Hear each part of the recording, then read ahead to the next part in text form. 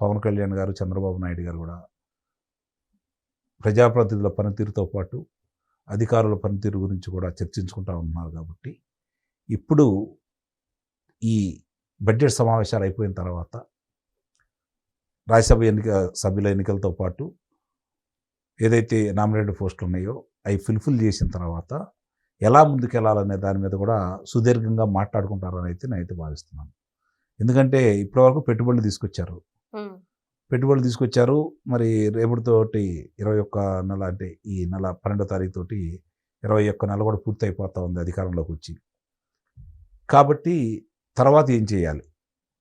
ఇప్పటి వరకు మన ముందున్న సవాళ్ళని ఏ విధంగా అధిగమించాము, క్యాడర్లో ఉన్నటువంటి అసంతృప్తిని ఏ విధంగా చల్లార్చాలి, అలాగే కొంతమంది శాసనసభ్యుల పనితీరు గురించి పదే పదే మనం చెప్తున్నా కూడా ఎందుకు మారట్లేదు, అధికారుల పనితీరుని మార్చుకోవాలి అంటే మనం ఎలాంటి జాగ్రత్తలు తీసుకోవాలి, ఇవి కూడా నిస్సందేహంగా చర్చించుకుంటారని అయితే నేను భావిస్తున్నాను. అంటే వైసీపీ వాళ్ళు రాష్ట్రంలో కొన్ని అల్లర్లు సృష్టిస్తున్నారు, రాష్ట్రానికి సంబంధించి తప్పుడు ప్రచారాన్ని బయటికి తీసుకెళ్తున్నారు.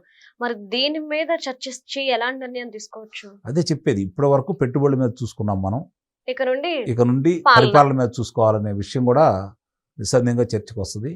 నాకు తెలిసి వాళ్ళ భేటీలో ప్రధాన ఉద్దేశం మాత్రం రాజ్యసభ అభ్యర్థుల పేర్లు గురించి, అలాగే నామినేటెడ్ పోస్టుల గురించి, ఆ రెండింటితోటి ఇప్పుడు ఈ బడ్జెట్ సమావేశాల ముగింపు సమావేశాలు కాబట్టి చివరిలో తీసుకోవాల్సినటువంటి జాగ్రత్తలు, ఎవరు ఏ బాధ్యతను నిర్వహించాలి, ఆ తర్వాత మనం ఎలాంటి అడుగులు వేయాలి, మన శ్రేణులను ముఖ్యంగా వాళ్ళని తృప్తిపరిచే విధంగా, ప్రజలను తృప్తిపరిచే విధంగా ఎలాంటి నిర్ణయాలు తీసుకుని వెళ్తే మన మీద ప్రజలు పెట్టుకున్న ఆశల్ని మనం నెరవేర్చిన వాళ్ళం అవుతాము అనే విషయాన్ని కూడా మాట్లాడుకుంటారని అయితే నేను భావిస్తా ఉన్నా.